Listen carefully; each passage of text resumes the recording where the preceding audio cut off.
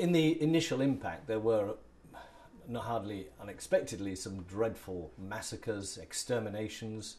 The Maji rising in Tanganyika that the Germans put down killed who knows how many people, and a similar one with the Herero in Namibia.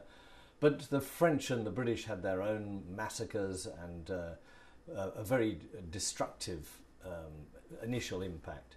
Then I guess after that, yes, the exploitation of those countries economically, where the profit went to London, wasn't reinvested there, particularly in the two world wars.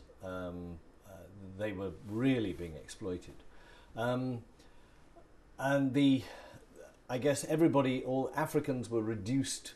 Before there would have been artists, creative people, farmers, and political leaders.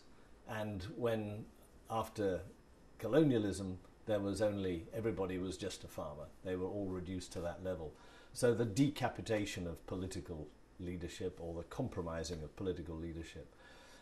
But I think the greatest one was psychological, that Africa lost confidence in itself and it began to chase after becoming like Europe.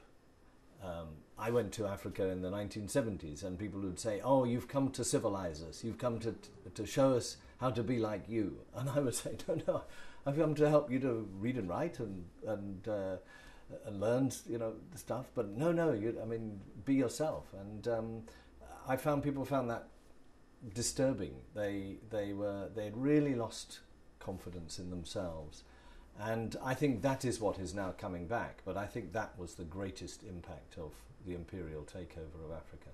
People say, "Oh, Africa's a poor continent." I say no, it's a very, very rich continent. It's just very poorly governed, and that has allowed the rape of a lot of Africa's resources.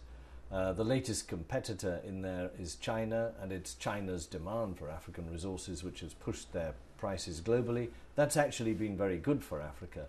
But whether African governments are really taking the best advantage of this one-off opportunity to sell what's under their soil, I'm not sure. The jury's out. This is the moment to build the infrastructure, to educate people, bring health to their people, and I'm not sure that is being done as effectively as it might be.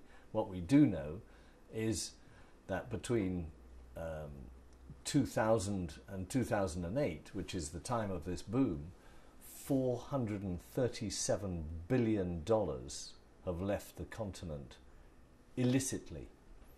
And this has been done by multinationals mispricing. It's been done by African politicians just looting, largely in Nigeria, and shipping the money out and putting it in tax havens, many of them owned by Britain. And this has been the great disappointment. So although Africa has got a bit richer in the last few years, not much of that has filtered down or been spent on the mass of people at the bottom, and an awful lot has been either diverted or stolen and kept by the few with political power or economic power.